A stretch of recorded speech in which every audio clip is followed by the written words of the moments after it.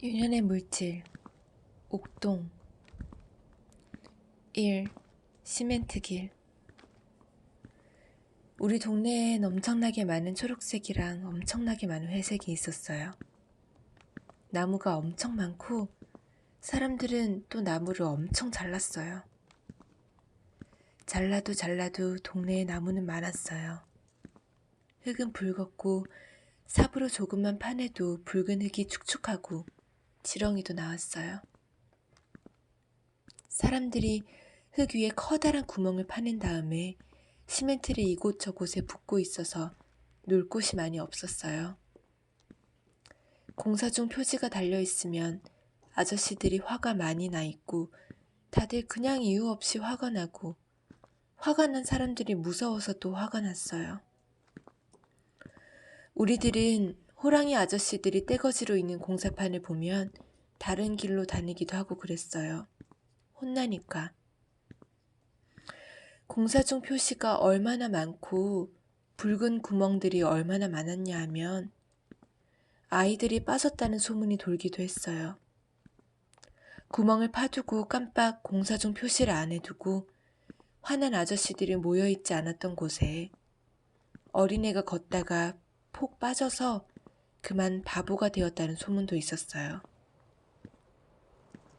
화난 아저씨들이 하는 일은 너무 중요하고 또 바쁜 일이라서 어린애가 구멍에 빠지면 구해줄 시간도 없이 그 위에 흙이랑 시멘트를 덮어버린다고. 시멘트길 위에서 가끔 콩콩 소리가 나는 건 갇힌 어린이가 노크하는 소리라는 소문도 아이들 사이에 돌았지만 우리는 누구도 그 애를 구할 생각을 하지 못했어요. 그만큼 공사라는 것은 고향에서 가장 신성한 일이었으니까요. 그때 시멘트로 메꾼 길들은 뭐랄까 시원한 느낌이었고 서늘했어요. 그 위를 걸으면 얼음이 언 느낌이라서 좋았어요. 특히 좋았던 건 소독차가 오면 따라서 뛰어가는 것이 제일 재밌었어요. 그때 엄마도 소독차 따라가면 기생충 약을 안 먹어도 된다고 그냥 열심히 쫓아가라고 했던 것 같아요. 길들이 다 포장 중이어서 자전거로 다닐 만한 곳들이 많이 없었어요.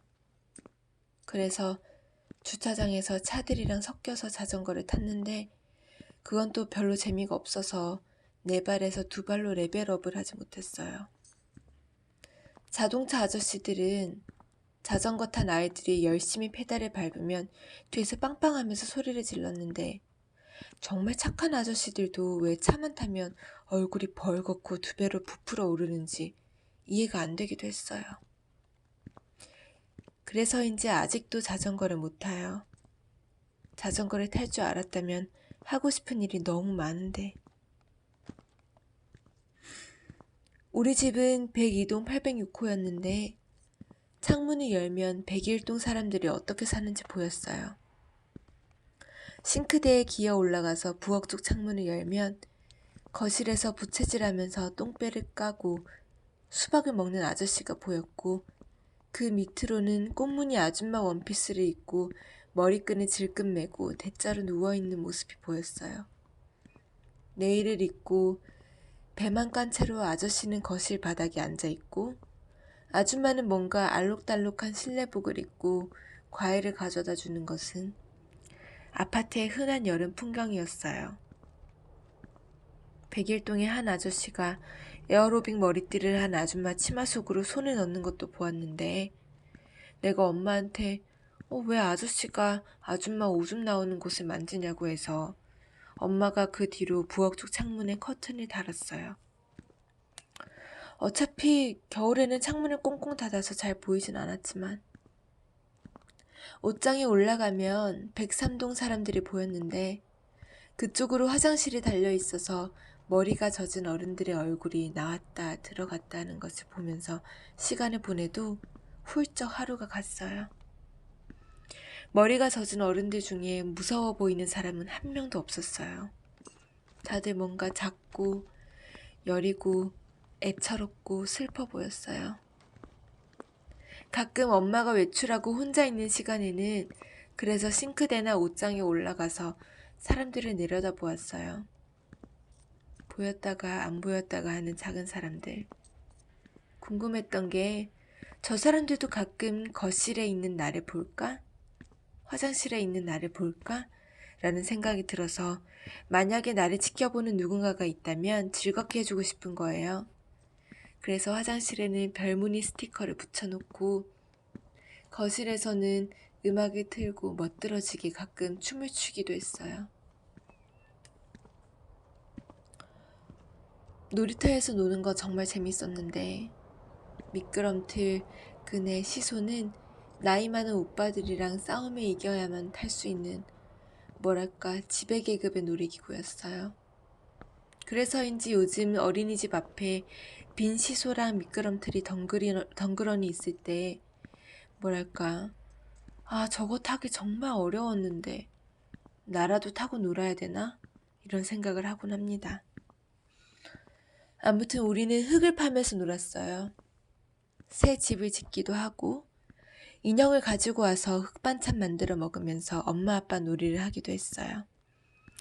흙반찬의 맛을 이렇게 저렇게 상상하고 묘사하고 같이 먹는 신용을 하는 것이 엄마 아빠 놀이의 정점이었는데 우리가 가져온 인형에게 얼마나 커다란 흙집을 지어주느냐가 우리의 사명이었는데 당시 오빠들 무리는 너무 고약하고 못돼 먹어서 우리가 그렇게 엄마 아빠 놀이를 하고 있으면 집을 일부러 운동화를 콕 밟고는 야 미안하다 있는 줄 몰랐네 이러기도 했어요. 우리는 그 오빠들한테 복수하려고 그 오빠들 자기들끼리 팀 이름도 있었어요. 휜 양말판가 뭔가 이런 거. 아무튼 우리는 붉은 흙에다가 물을 묻혀서 둥글게 공으로 만들어서 오빠들이 지나갈 때 던지고 소리를 지르면서 도망쳤어요. 내가 아무리 공 던지고 나서 소리 지르면 우리가 어디 있는지 금방 들키니까 제발 소리 지르지 말고 던지고 아무 말 없이 침착하게 숨어야 돼. 이렇게 애들한테 말해도 우리는 어쩔 수 없이 공을 던지고 오빠들이 화가 나서 눈에 불이 딱 난 걸 보면 저절로 비명부터 나왔어요. 겐지즈간 저수지. 놀이터 앞으로 쭉 나오면 이제 저수지가 나와요. 엄청나게 커다랗고 우유랑 달걀이랑 고구마랑 썩은 냄새가 나고 끝을 알 수 없이 어두운 구멍. 저 속으로 끝까지 걸어가면 분명히 지옥에 닿을 거라는 생각을 하지 않을 수 없는 구멍. 누구나 다 무서워하는 구멍에서 물이 콸콸 쏟아져 나왔어요. 그런데 지금도 불가사의한 건 그 구멍에서 나온 물은 그때만 해도 꽤 맑았다는 거예요. 저수지 쪽으로 가서 무릎을 꿇고 앉아 있으면 아직 살아있는 금붕어도 보이고 개구리도 보이고 꿈틀거리는 것이 많았거든요. 사실 놀이터보다 여기야말로 우리들이 아지트였어요. 조금만 걸어가면 학원들이 나왔고 속셈학원이나 웅변학원 가기 전에 들려서 돌무덤 쌓기 놀이를 하거나 술래잡기 하기에 안성맞춤의 위치였거든요. 게다가 낮에는 어른들이 한 명도 없었기 때문에 우리가 하고 싶은 걸 뭐든지 할 수 있었고 더욱 중요한 건 신기한 물건들이 너무 많았어요. 신기한 모양의 쇳덩이, 어린들이 버리고 간 잡동사니. 그 당시 어른들이 부부싸움을 하면 저수지에다가 물건들을 던지는 습관이 있었어요. 집 나가 이러면서. 그래서 운이 좋으면 목걸이나 귀걸이도 볼 수 있었고 오래된 인형, 칫솔, 색깔이 예쁜 반짝거리는 라이터, 귀뚜라미도 많았고 얼굴이 못생긴 두꺼비들도 많았고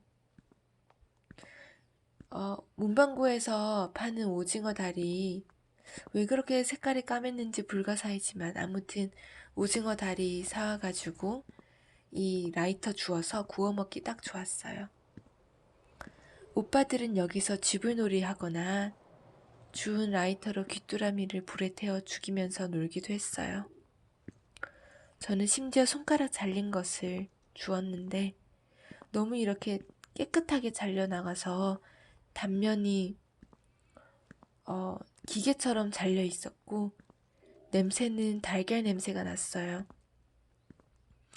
절단면이 갓 구워낸 푸딩처럼 깨끗해서 무섭다는 생각이 하나도 안 들고 당연히 인간의 것이 아니라 누군가가 인간을 본떠서 만든 것 같은데 도대체 왜 이렇게까지 똑같이 만들었을까?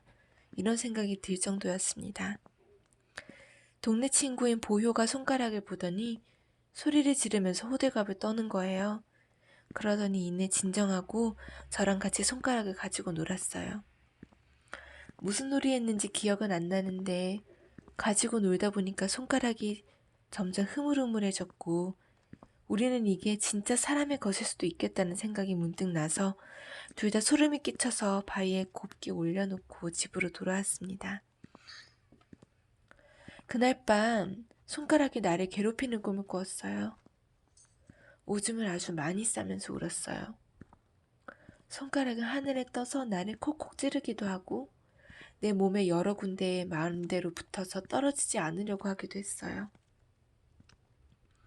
나는 손가락한테 잘못했다고 빌면서 울었는데 울면서도 내가 뭘 잘못했는지를 어떻게 설명해야 될지 모르겠었어요. 다만 마음 깊숙이 알고 있었어요. 내가 이유를 설명할 수 없지만 하면 안 되는 일을 했다는 걸. 어리냐 철들었냐의 문제가 아니라 태어나면 직관적으로 알 수밖에 없는 것을 어리다는 이유로 모른 척 연기하면서 손가락을 조롱했다는 걸 알고 있었어요. 그때 저수지는 모든 것을 감내했습니다. 제가 살던 동네는 아이들이 정말 많았어요. 아이들은 동물들을 좋아했지만 강아지나 고양이는 아파트에서 키울 수 없었기 때문에 우리 동네에는 거북이, 금붕어, 구피, 카멜레온 그런 털 없는 동물들이 인기가 있었어요. 그런데 아이들은 금방 실증을 냈고 부모님들은 실증난 아이들을 설득할 방법을 몰라서 결국 자연으로 돌려보내자라는 멋있는 마음으로 그 아이들을 저수지에 풀어두었어요. 그리고 키우던 친구들이 죽으면 돌려보내는 것도 저수지였어요. 그러니까 저수지는 그 당시 우리에겐 겐지즈강만큼 삶과 죽음이 함께하고 신성함과 더러움이 함께하는 이상한 곳이었어요. 우리의 친구들이 살라고 보내고 죽으라고 보내고 그리고 나서 마치 그런 것 따위는 기억이 안 날 정도로 자신들이 많이 컸다는 듯이 그 주변에서 놀고 그랬어요. 우리는 그때 카멜레온 무덤을 만들어 놓고도 기억 못하고 그 주변에서 귀뚜라미를 구웠어요. 그래서 그때 저수지에 가보면 1층 친구가 키우던 카멜레온, 피아노 학원 친구가 자랑하던 구피, 반찬 가게 아줌마의 거북이들을 볼 수 있었어요. 그 친구들은 거기서 어떻게 살았을까요? 나도 내 거북이, 이름이 강아지인 그 거북이를 보내주었어요. 우리 엄마는 우리 강아지는 다른 거북이들이랑 달라서 이 저수지를 제패하고 동물들의 신이 될 거라고 했어요. 왜냐면 강아지는 나의 거북이니까요. 제가 그때 만화를 좋아했었는데 제가 충격적으로 봤던 것은 어떤 신비한 엄지를 가진 친구에 대한 거였어요. 그 친구가 엄지손가락을 댈 때마다 나무가 자라는 거예요. 그 만화를 보고 내 엄지를 봤어요. 내 엄지는 뭐랄까 엄청나게 신비하고 위대한 힘을 가지고 있는데 내가 모르는 것 같다는 생각을 해서 저는 제 마법 능력을 어떻게 발휘해야 할지 정말 고민했어요. 뜨거운 물에 담궈도 보고 식초에 담가도 보고 엄지를 치켜들고 노래도 해보고 기도도 해보고 생쌀 속에 넣어도 보고 그리고 주문도 외워보고 손톱 잘라서 땅에도 묻어보고 여러 가지 일을 하다가 친구들에게 내 고민을 털어놨더니 갑자기 세이가 우는 거예요. 자신이 그런 능력을 타고났는데 아무에게도 말을 못했다. 드디어 친구를 찾은 것 같다. 우린 그때 알았어요. 마법의 엄지손가락을 되찾고 이 능력으로 시멘트에 갇힌 어린아이들을 구하기 위해서는 우리에게 가장 소중한 것들을 세상에 바쳐야 된다는 거. 세희, 보효, 선영이, 나, 이름이 기억 안 나는 머리카락이 길었던 친구, 또 이름 기억 안 나는 토끼 이빨 친구, 모두 모여서 기도를 하고 자신이 가장 소중하게 여기는 물건들을 가지고 와서 땅에 묻었어요. 누군가가 시멘트에 갇힌 어린아이들을 구할 수 있게 우리의 엄지손가락 능력을 깨워달라고 간절히 무릎을 꿇고 빌었어요. 나는 아빠가 사주신 파란색 곰인형, 보요는 나부로 된 작은 천사 목걸이, 선영이는 반짝이가 달린 머리핀, 머리카락이 긴 친구는 붉은색 용 모양의 구슬, 토끼 이빨 친구는 소공녀라는 책을 가지고 왔는데 표지에 소공녀 모양이 이렇게 일어나는 입체책이었어요. 모두 그때 우리에겐 정말 소중한 것이었고 우리는 눈물을 머금고 땅에 그걸 묻고 엄지손가락을 위로 올리고 기도했어요. 일주일 뒤에 다시 모여서 시멘트 여기저기에 나무를 자라게 하자고 약속했죠. 내 엄지손가락엔 아무 변화가 없었어요. 나는 친구들의 엄지손가락은 어떤지 물어볼 수 없었어요. 내가 영웅이 못 되어도 다른 영웅의 비밀은 지켜줘야 되잖아요. 하지만 우리 동네의 시멘트 길은 아무 변화 없이 지금도 잘 있어요. 밑에서 콩콩 들리던 노크 소리도 이제 들리지 않아요. 우리는 우리의 기도에 대해서 서로 말을 못하고 서먹서먹하게 지냈어요. 지금 생각해도 그 침묵은 사명감과 책임감에 차 있으면서도 가장 비극적인, 제가 감당하기에는 너무 크고 복잡한 무게의 슬픔이었어요.